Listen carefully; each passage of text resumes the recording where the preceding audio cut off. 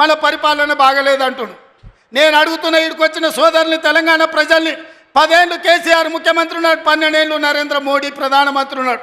ఇవాళ చర్చకు సిద్ధమా? కిషన్ రెడ్డి గారు, మీ పార్టీ ప్రెసిడెంట్గా నువ్వురా, కేంద్ర మంత్రిగా నువ్వురా, చంద్రశేఖరరావు గారు ప్రతిపక్ష నాయకుడిగా నీ పార్టీ ప్రెసిడెంట్గా నువ్వురా, కాంగ్రెస్ పార్టీ నుంచి ముఖ్యమంత్రిగా నేను వస్తా.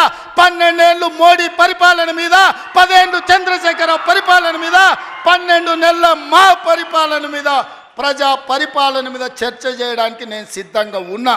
చర్చలో ఓడితే ముక్కు నేలకు రాస్తా అని చెప్పి నేను ఈ సందర్భంగా సవాలు విసురుతున్నా.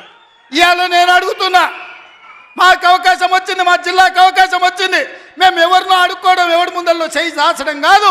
ఇవాళ మా పాలమూరు జిల్లాకే ఒక అవకాశం వచ్చింది.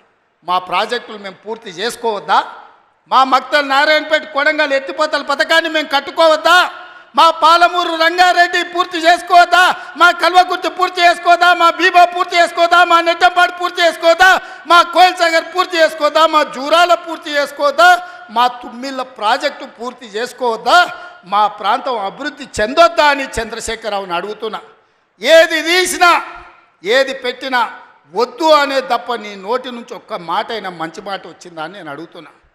ప్రాజెక్టులు కట్టొద్దంటివి, భూములు సేకరించొద్దంటివి, పరిశ్రమలు పెట్టొద్దంటివి. లగచర్లలో పరిశ్రమలు అంటే కలెక్టర్లను చంపడానికి చూస్తేవి. మాకు పరిశ్రమలు వద్దా? మా జిల్లాకు ప్రాజెక్టులు వద్దా? మా జిల్లాలో నీళ్లు పారొద్దా? మా పంటలు పండొద్దా? మా రైతులు బాగుపడొద్దా? మేము మంచి బట్టలు కట్టుకోవద్దా? మేము బుక్కెడు బువ్వ తినొద్దా?